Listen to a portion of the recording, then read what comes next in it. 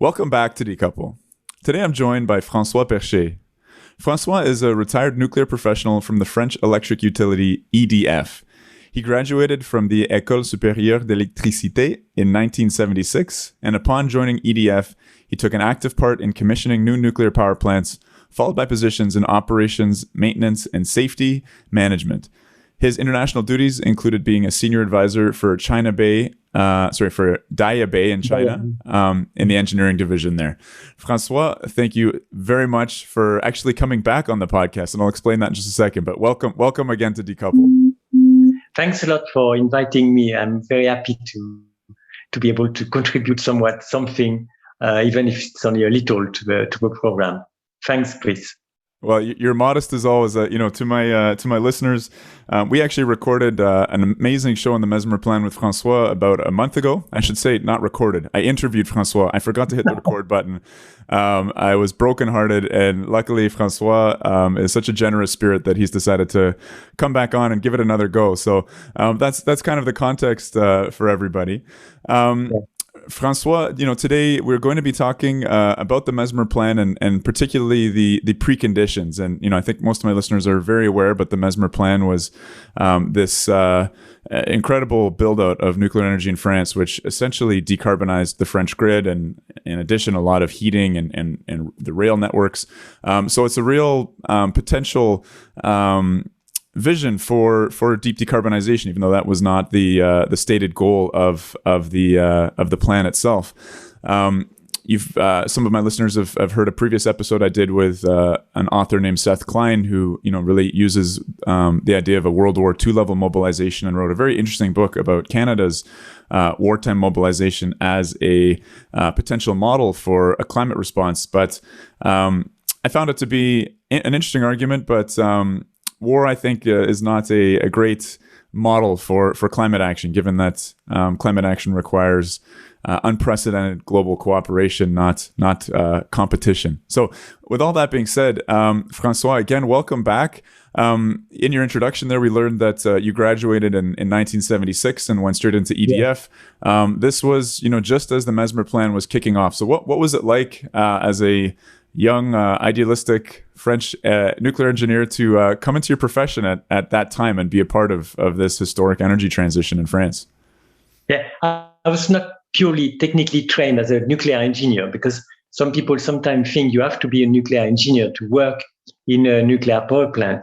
In fact, only maybe 2%, 3% of the workforce at the nuclear engineering level is really very specialized in fine neutronics, like computing a new core, computing core models. And I was just a general training in all that is around electricity grid, electric machines. And I was lucky enough, because maybe of a Mesmer Plan in 74, my last year at school, to pick up the energy division at the energy specialized course at the end of my 3 years at the École supérieure d'électricité. And that included the equivalent of 2 weeks worth course in nuclear introduction, nuclear energy, and a few experiments hands-on on a small reactor close to where the school was. So we were actually able to get a small research reactor critical, and it was quite a feast for us as a undergraduate or graduate to be able to do that. In our last conversation, you were saying, that that you were graduating into an environment of really young people that were engaged in this big effort, and I think that was something that was kind of exciting for you. Yeah, it was. Today, most of the people you see talking about nuclear have gray hair. At the time, my first boss at the first plant I joined was something like 42 years old, and he was in charge of building four new nuclear units, and also to recruit, to hire all the people to make this plant work after it. So it was really, most of the people there were very young, and it was very exciting to join them. Mm-hmm. So let's go ahead. Yeah, just one thing. I just wanted to say, when I was in high school, I was lucky to take part in an exhibit that was held by young students from the university in Limoges, that's a city in the center of France. And they were bragging about the beauty of nuclear power. They were explaining what it was and so on. And I guess because I was 16 or 17 years old, I was very excited. And that gave me the idea maybe to join the wagon to do there. And I also want to say to the people listening to me that what I'm going to tell you, what I'm going to say is in every way endorsed by my former company EDF or the French government or any company I've been working with. Just to make this clear, don't say it's a nuclear engineer from EDF speaking. No, it's a retired guy who has his own vision, and it's, as you say, in my humble opinion, right? Thanks a lot for acknowledging this. For sure. No, that's what we love in terms of our guests. We don't want company men. We want people with their own opinions. So, the real objective to the show, I think, is to explore the preconditions, right? Because in my naivete, I think to myself, this is an evidence-based success story. We have been able to achieve deep decarbonization in a number of countries, and I think France was probably the most extraordinary. There's some nitpicking about the numbers of reactors that were brought online and the time frame.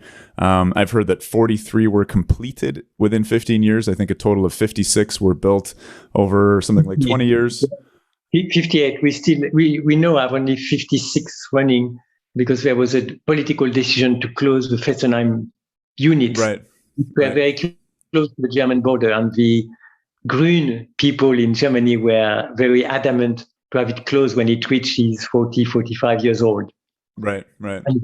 So in any case, I mean, this took an extraordinary amount of organization, of direction of resources.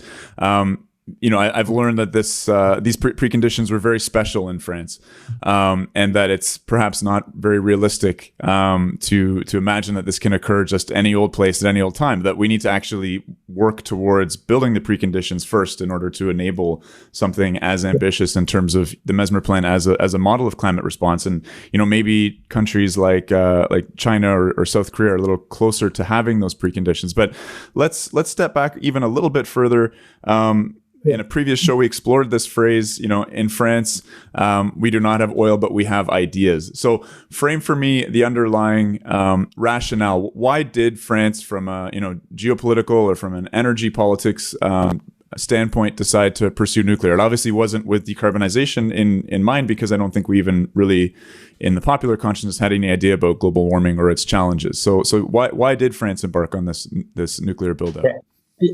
If we go back to the end of Second World War, the French politicians, or people in charge of French politics, realized that we had some coal, we had no oil at all, no gas. Gas was something we used to make out of coal at the time.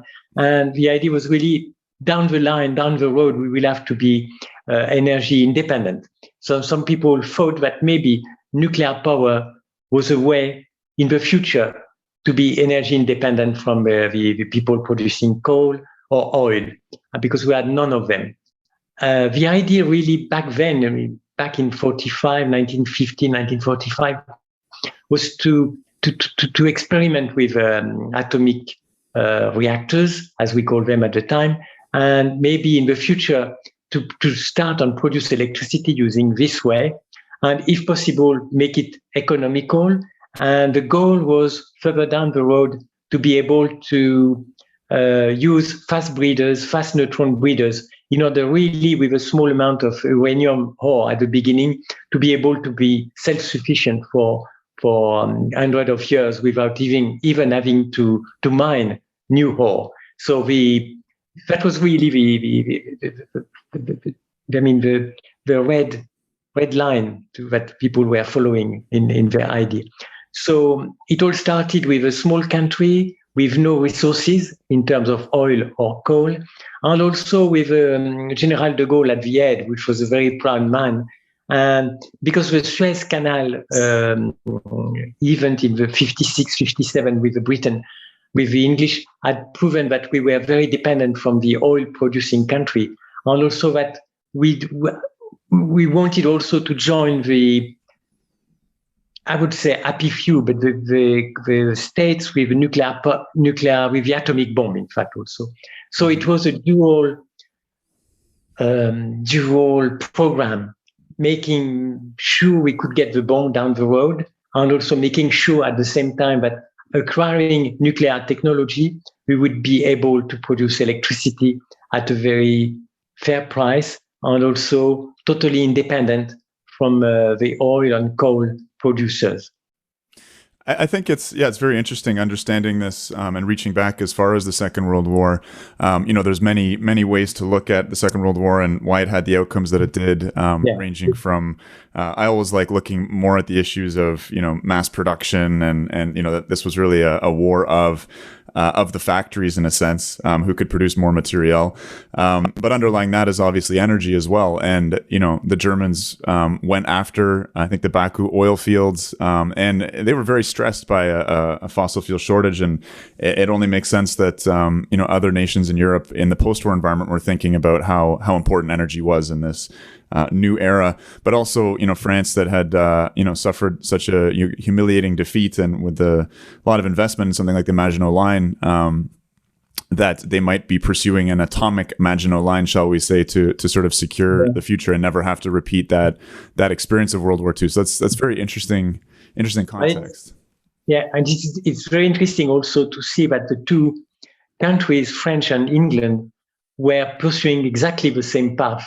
We had no way to enrich uranium, and uranium enrichment was really a US thing, also the Russian, but I don't know more about the USSR at the time. But the US were able to enrich uranium back in the mid-40s, I guess. One of the bombs they dropped on, unfortunately, they dropped it on Japan, or fortunately, it's really a topic, very difficult topic to talk about. But they had enrichment capabilities, gaseous diffusion type of enrichment capacities.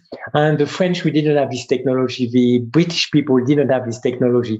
So I would say the first 20 years of the nuclear history in France, from 45 to 65, and the same in England, was really to try and produce nuclear reactors without enriched uranium, really based on natural uranium. Like in Canada, you had the same history, some sort of history, but you were clever in developing the heavy water type of reactor using natural uranium. Another advantage of this nuclear reactor using natural uranium is that, as some people say, you can produce plutonium al dente. I mean, a very fresh plutonium, which is very useful to make a bomb.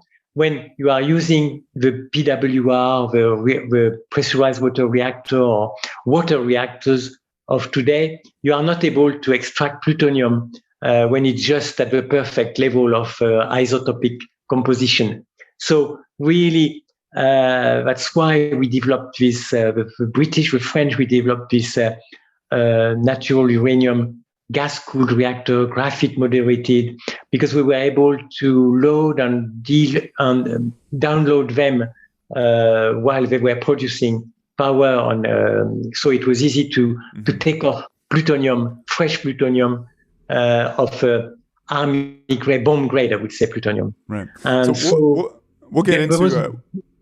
We'll get into this, the war of the systems and understanding a bit more. One of the preconditions, obviously, of the success of the Mesmer Plan was standardization and choosing, one design essentially at three different sizes and building that out. But just again, to establish a little bit more of that background, we talked about the kind of World War II considerations. But tell us a little bit about the OPEC crisis. And how that was so threatening to France. I understand France was actually burning a lot of oil. A number of countries were burning oil for electricity at that time because oil was so cheap. Oil was very cheap, yes, very, very cheap. And we had developed already this idea of standardization. We built, sorry, I had to look at my notes because I forgot that. But we built some 38 in that time frame. I mean, from 55 to 69, EDF was already very acquainted with the idea of standardization. We built 38 units of 125 megawatt capacity oil burning plant.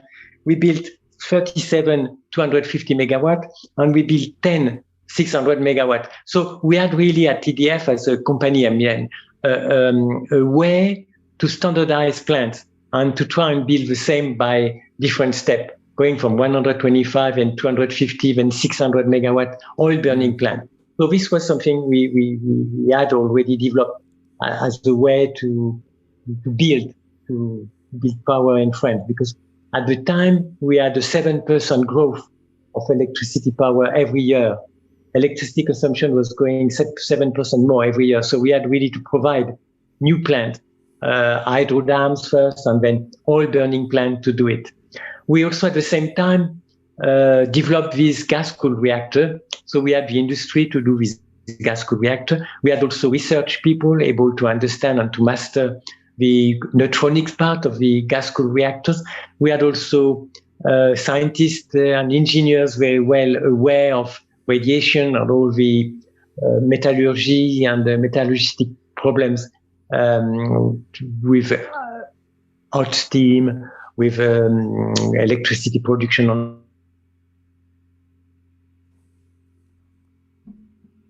the mid-60s.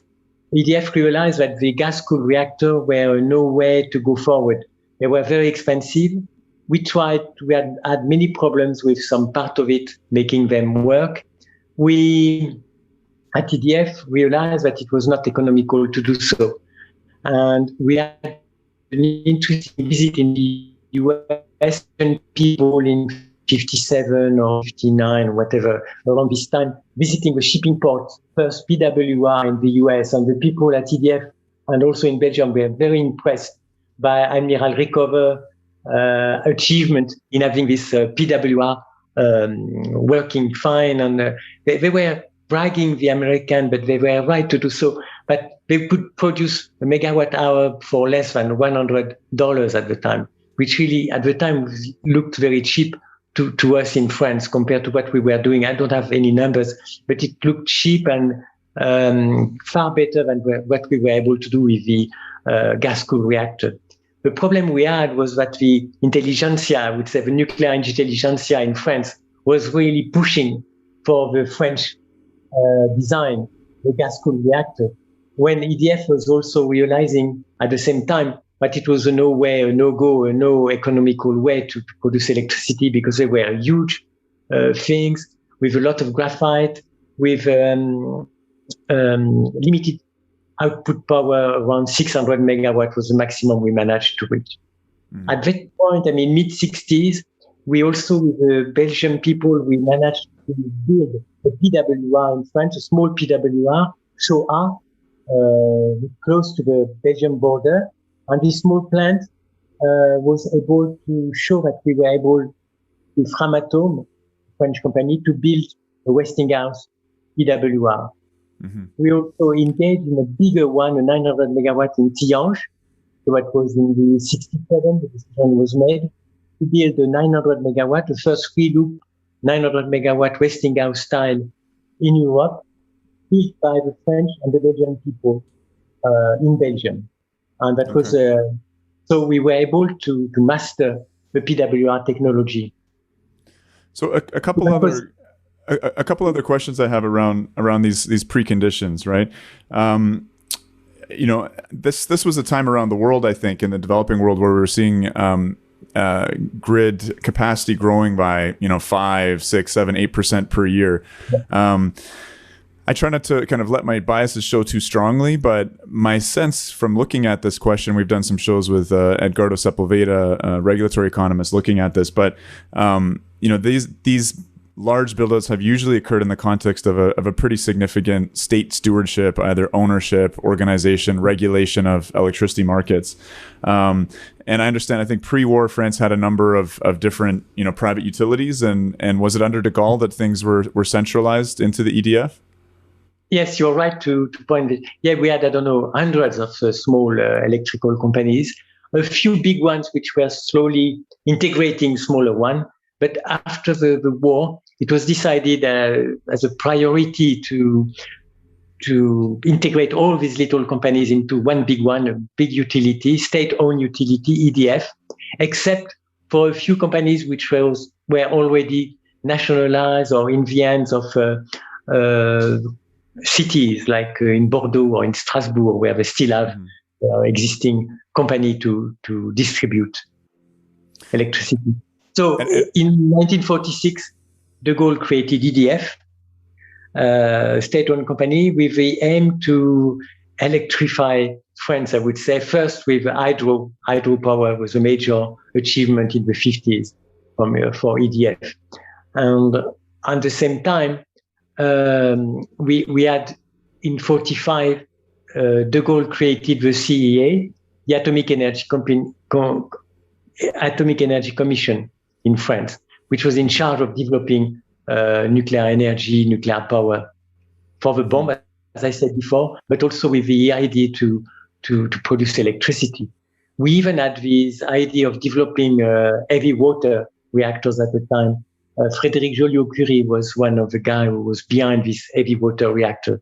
The small story goes that because he was also a communist, having a communist in charge of nuclear power and also the atomic bomb maybe was not very well seen by the government. So unfortunately for him, he was not anymore in charge of the program. That's why maybe we didn't go the way the Canadian went with a Kandu with reactor. the heavy water. Interesting. Yeah. So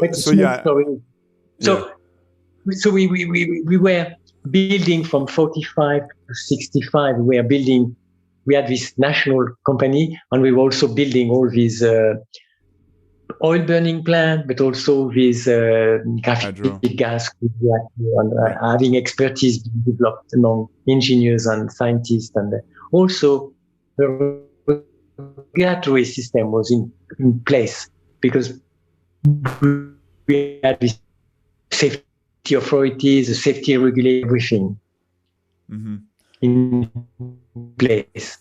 We had the industry able to build plant. We had the electric utility, and we also had the safety regulators and the safety regulations in place. I don't know if I'm clear. 45, we developed the utility was master nuclear energy, with the regulators in place, with all the regulations that you need when you have nuclear power. So again, a big part of the show is trying to understand how different the world is now compared to those heady days, and how different the preconditions are, and perhaps what are some of the political changes that would be required to sort of steward us to the place of being capable of doing something as ambitious as the Mesmer Plan. I know this sounds like maybe a idealistic fool's errand, but entertain me on that, dear listener. So I mean, so far, I think one of the major features we've identified is this idea of we exist now in a time of deregulated markets that are very, very different from what you're describing with the centralization and with the EDF. We're existing in a time of privatization, which I think is a big part of that deregulation effort. And there's less of an ability for either government or private capital to come in and fund these big ambitious projects. France was still a very industrialized country at that time. I know deindustrialization is something that's been affecting the entire West as we've offshored a lot of our industrial processes. France had the capacity to forge heavy vessels. I was reading one of the factories was pumping out something like 8 pressure vessels and 24 steam turbines a year at the Chalon factory. I mean, this just seems extraordinary in terms of the output. And it was built in something like 2 years' time. I mean, this new facility in Chalon was built in 2 years' time in order to be able to produce that amount of number of reactors and steam generators and pressurizers. Just because I'm not sure people understand what means Messmer Plan. Mesmer was the prime minister. Pompidou was the president of the Republic in France, and we were in '69. I forgot to mention that, but in '69, EDF managed to convince de Gaulle, when he was retiring from political power, and Pompidou was his first prime minister at the time. EDF managed to convince them that if we wanted really to be independent, following energy independent, we had really to go to the US technology. De Gaulle was very against acquiring something to the US. But we had to convince him that the only way to produce cheap enough electric power from nuclear energy was really to go to the US standards. At the time, we wanted to build PWR, pressurized water reactor, on boiling water reactors. The fact was that Framatome had got a lot of hands-on experience with the Tihange power plant in Belgium, when the GE equivalent in France, CGE, which was a part of the GE group, had no experience of building any boiling water reactor in France or in Europe. We tried to have the equivalent of Tihange, big boiling water reactor in Switzerland, in Kaiserhorst. It was close to Basel in German, a big city in Switzerland, and the opposition to this bill was very, very strong. So it never happened. So the only design we had really ready to develop was a PWR, the pressurized water reactor from Westinghouse. And in 1970, we decided already to build maybe 2 units a year of that technology. So Framatome was able to say we can offer a good price because we know that we are going to build a lot of them. So they already had a plan before the Messmer Plan to build 2 new reactor units on the grid every year. Then in 1973, October 1973, we had the Kippur War, where the Egyptian and the Israeli fought a war, and the creation of the OPEC, and so the price of oil was really going very high, and some oil shortage happened in all the Western countries. To give you a number, the price of oil was multiplied by 4. At the pump, at the gas station, petrol was to be sold 4 times more than it was before. And it was a huge amount of money that we had to spend. So there was this kind of get together between the industry, EDF, and also Framatome, and they asked EDF, how many plants are you able to put online? And Framatome and EDF said, we are able to put up to 6 or 8 new units a year online. And then during this major meeting, it took place, in fact, March 6, 1974. It was called the Messmer Plan. Pompidou and Mesmer decided in a small group meeting that we will build 6 units a year, up to 8 units a year for the years to come. That's when the big orders for 8 on the 30, 900 megawatt, then the 20, 1300 megawatt plant was decided. So the Mesmer Pompidou plant was something decided, in March 74, but it has been built slowly in the years before, as you were saying. Especially already we were building or ordering 1 or 2 units a year. And it was a decision just to go from 1 or 2 units a year to 6 to 8, and also to build, as you said, a Chalon factory and to build all of this. And but everything was ready to take for the decision to be taken, in fact. Right. I don't know if that clarifies or not. Sorry. No, that was a great summary, and maybe we should have started off with that summary, but I think that's going to be much appreciated by the listeners. I'm kind of fascinated by the political decision making here.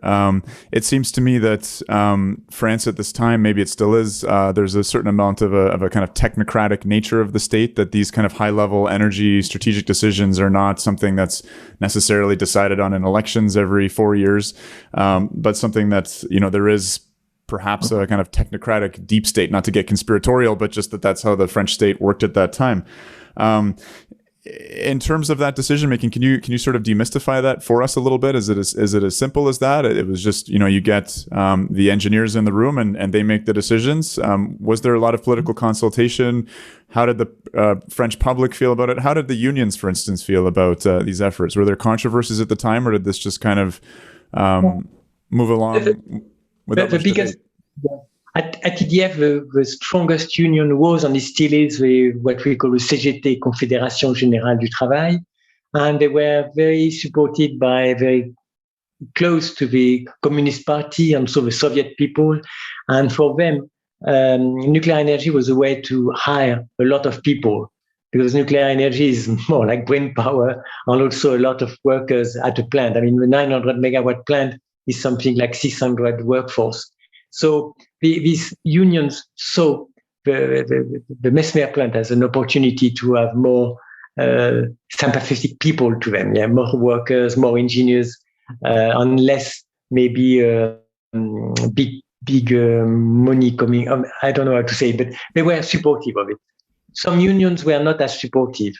The general public in general was very supportive, because we had decided that to become a superpower, or to stay a kind of superpower, or at least to be a big power, we needed to be an industrialized country, a technically advanced country. At the time, I mean, we are speaking 50 years ago, being a technical country with a lot of technical achievement was seen as a way to really exist in the world and to be a major country.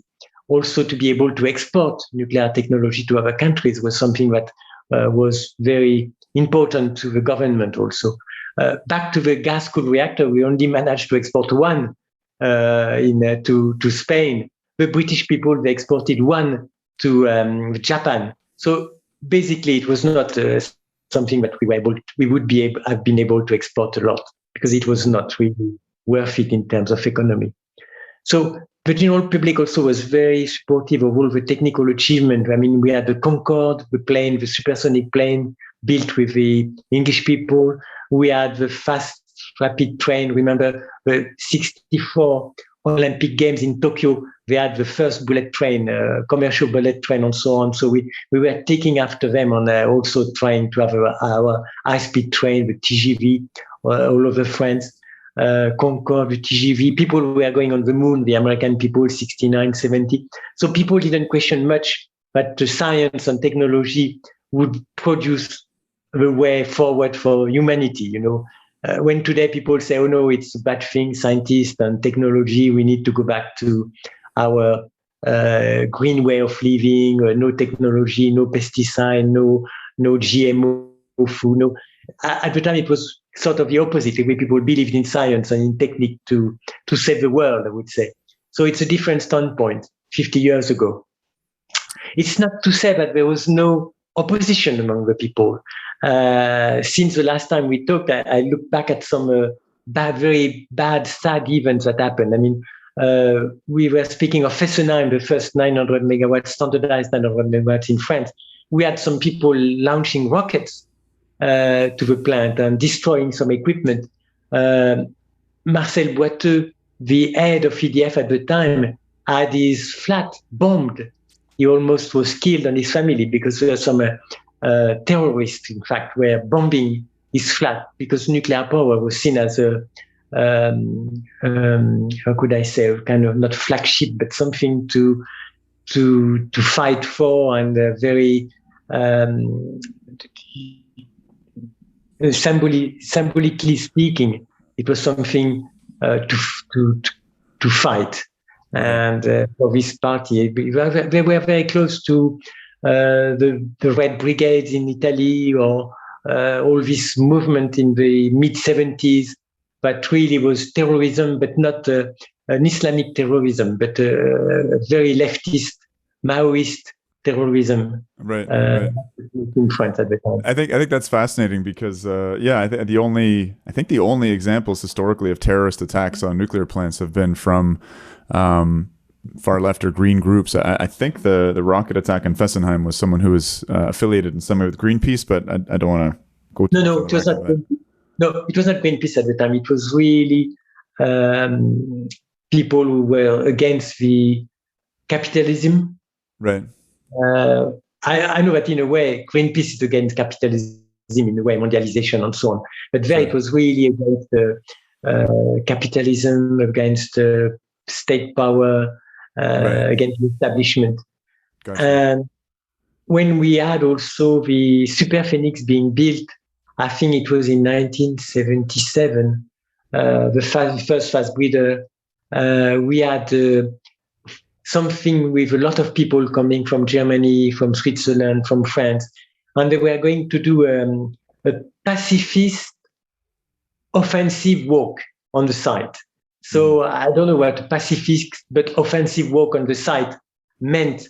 But the bad thing is that it ended up with some of the manifestant, some of the guy unfortunately died. I mean, we had a death there. I mean, a guy was killed by a tear gas grenade.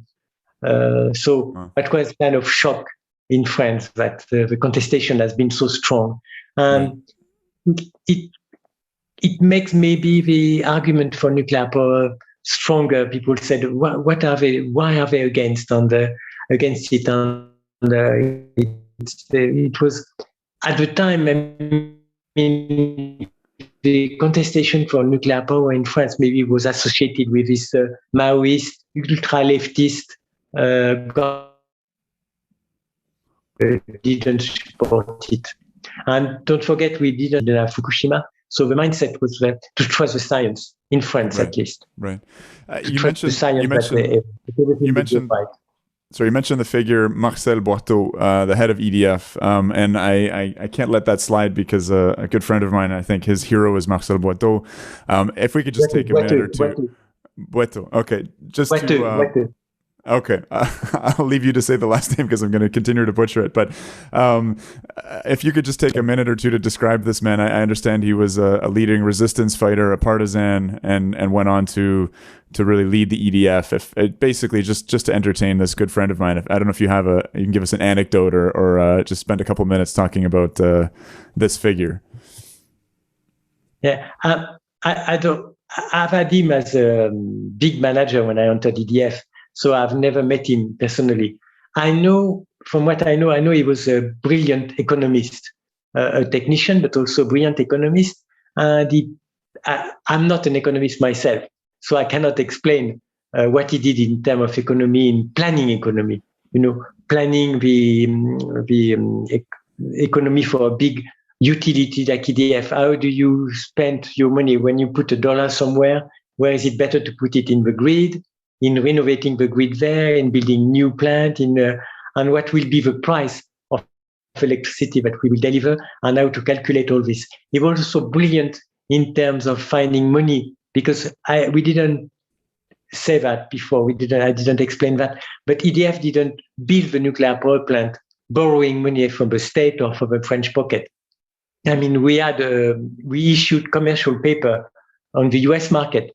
And that was something new. I mean, we were the first French company to buy commercial papers on the US market in order to finance our nuclear power plant. It's not a real loan per se. It's another way to raise money and to be able we had the backup from the French government, but we didn't borrow money directly as the money we do now with banks and federal institution and so on.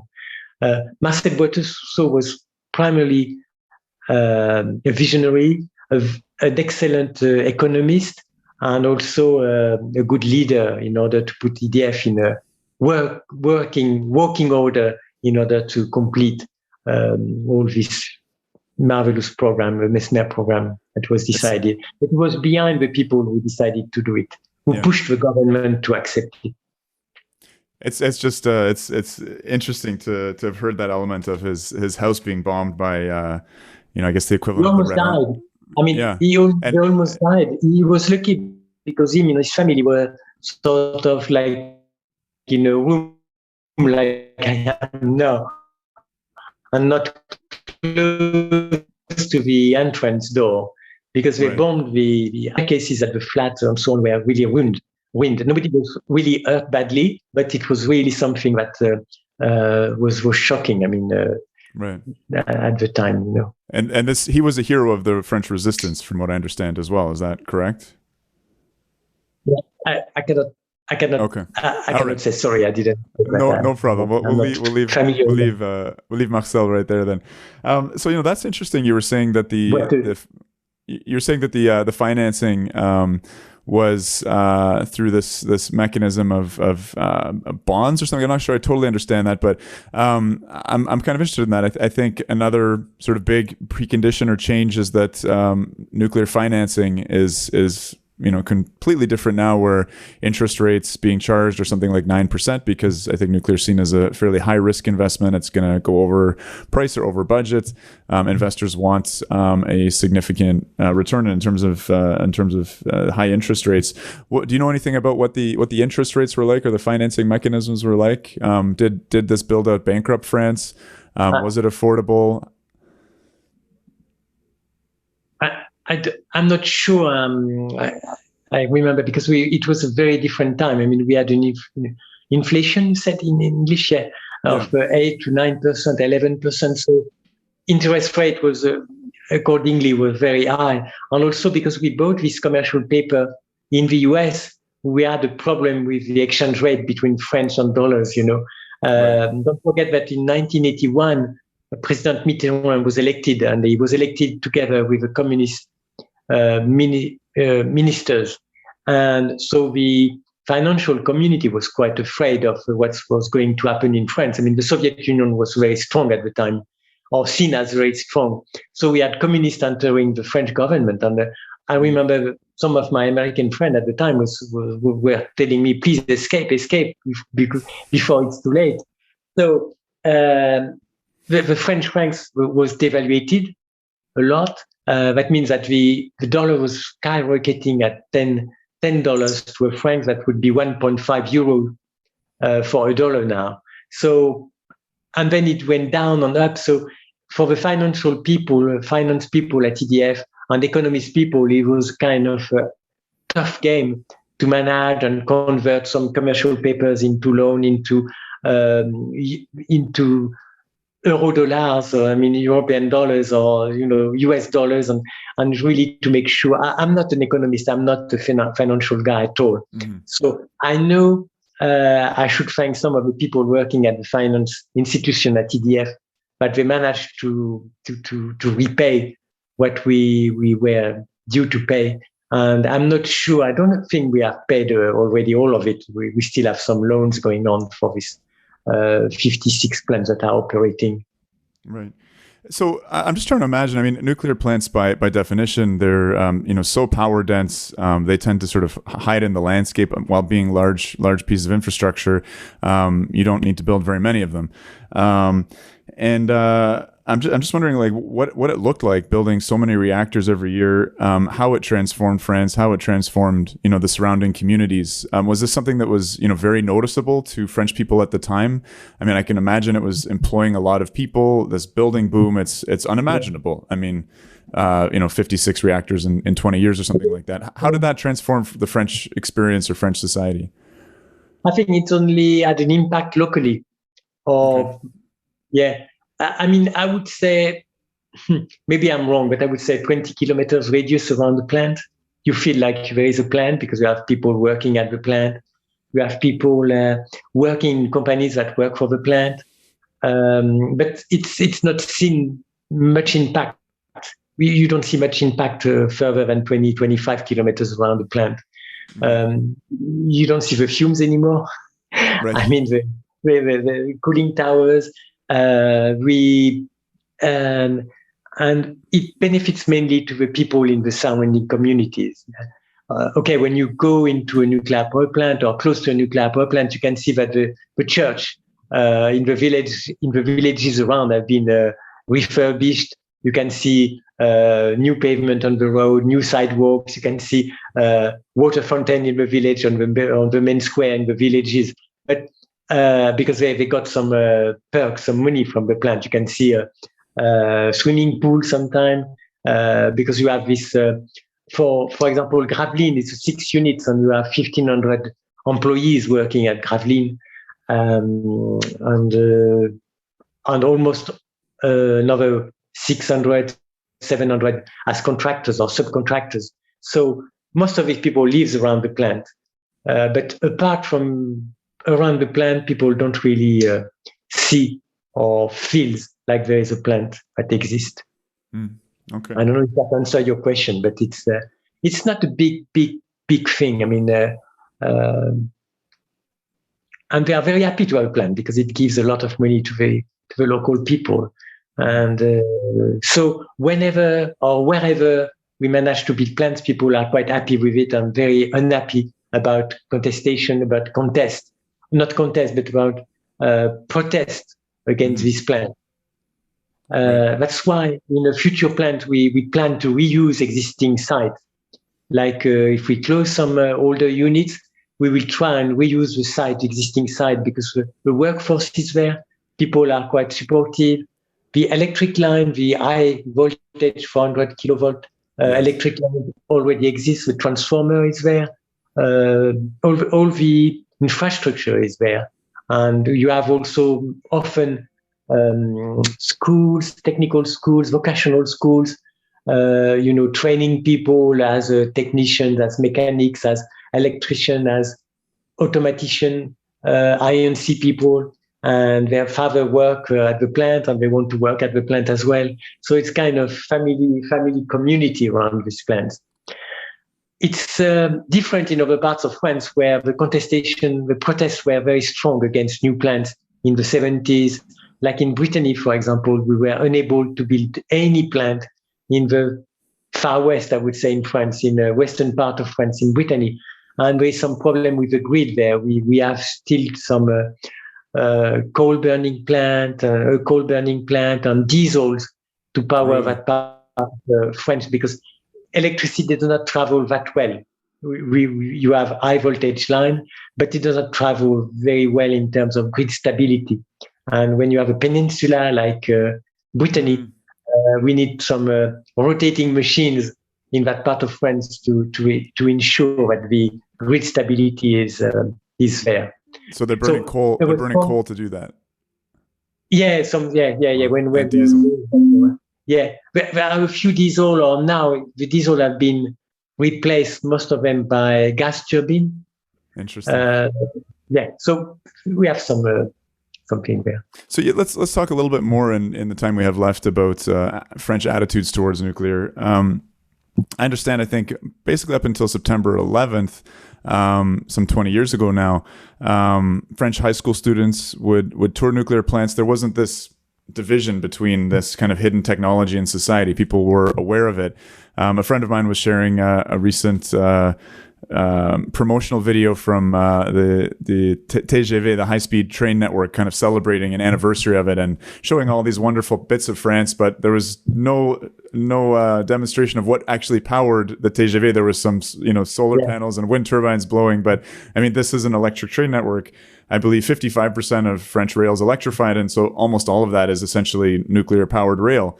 And he was saying this really reflects the kind of underlying anti-nuclearism that's sort of taken over France. Was that a big marking point in terms of changes of attitudes? I've heard that most people under the age of 40 believe that nuclear power plants, those that steam coming out of the cooling towers is smoke or CO2 being emitted. Most people are unaware this is a zero or ultra low carbon power source. How do you see French attitudes nowadays, 50 years after the launch of the Mesmer Plan? I guess there was a lot of misunderstanding or wrong understanding is still taking place. I know of some teachers at the primary school or mid-level school who are teaching the pupils that nuclear energy is a fossil energy, because you dig uranium from the soil. So digging uranium from the soil means it's a fossil energy. So this misunderstanding is unfortunately very common in France. And I don't have the figures because I didn't do any research on it, but I guess something like 40% of people in France still think that nuclear energy is not good for the climate, but it's changing. It is changing quite hopefully in the right way. My main concern is the failure of the West. I mean, the American and French people and Finnish people with building new Gen 3 reactors. I mean, Olkiluoto is being built for maybe 12 or 13 years. The same with Flamanville 3, the new EPR reactor. When you look in the US, the Vogtle nuclear plants are being built, but it's not going like it's going to be built in 5 years, in time, on time, almost on budget, but not at all. VC Summers, the IP 1000 have been cancelled. I mean, it's half built maybe or a third built, and they cancel the whole project. So my concern is really to have the trust back of the people. We need to prove that we are able to build these new plants in times, on budget, and that they are able to deliver the electricity at the right price. The other thing is, unfortunately, when these plants were designed, we said they are designed to last 30 or 40 years. That means we made all the calculations to make sure that the investment was worth it, that we would have 40 years of operation, so that we were not investing a lot of money for only 15 or 20 years. But the misconception is that they have been designed for 40 years. So after 40 years, they are too old to be operated.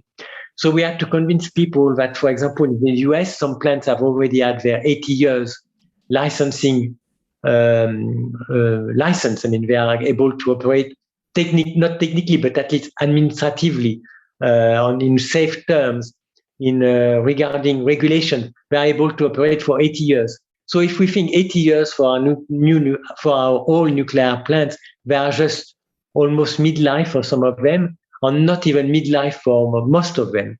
So we don't really need to build new nuclear power plant if we manage to extend the life of the existing nuclear power plants. On the other hand, I think it would be good to have a program, not as big as a Mesmer program, but at least if we could have 1 or 2 plants being decided every year to be built and put online to replace the older plant, and also to face the increase in electricity demand that we will have, and also to ensure that we don't need gas plants to take place when wind or solar are not producing enough. Mm-hmm. That would be good. So I know I may be confusing many things, but just to say that the people in France at this time, not all of them are convinced that nuclear is efficient to mitigate. The power plants are not that old, but also it's important for the industry and EDF to prove that we are able to build new nuclear power plants. We cannot do like we did with Flamanville 3, where it might go on grid in 2022 or 2023 or 2024, when we started it in 2007. That's really, it's like the Sydney Opera, yeah, right? It's something you never see the end, and it's not good. It's not good. It's going not good. Right. Yeah, I mean, it's a very interesting question. The West, as you said, it seems like it's been a disaster in terms of building new nuclear in the 21st century.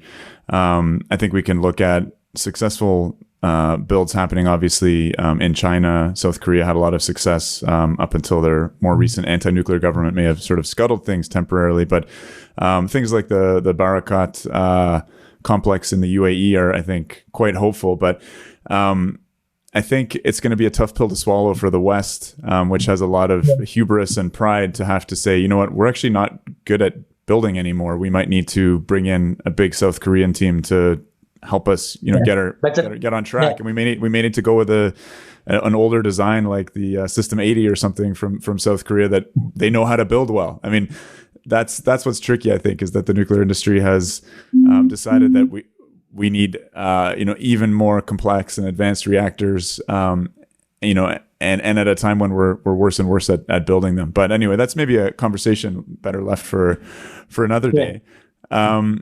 Do you have any kind of closing thoughts? We've been going for about 50 minutes now on this topic. Anything we didn't get a chance to discuss? Again, with that theme in mind, being the preconditions and this maybe naive and optimistic idea that perhaps it could be recreated at some point somewhere on the Earth, and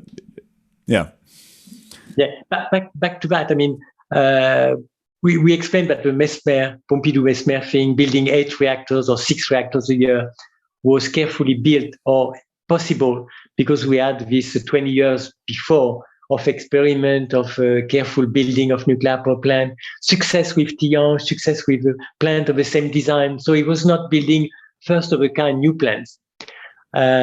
Also, taking on this kind of experience, the IAEA in Vienna decided that to build a new nuclear program, you need something like 15 years before you can actually build the plant and be able to operate it. And then you have this Emiratis people going on the market saying we want nuclear power because we know that oil will not suffice for too much time. We need to desalinate our water, and why not build a nuclear power plant? It makes good on the political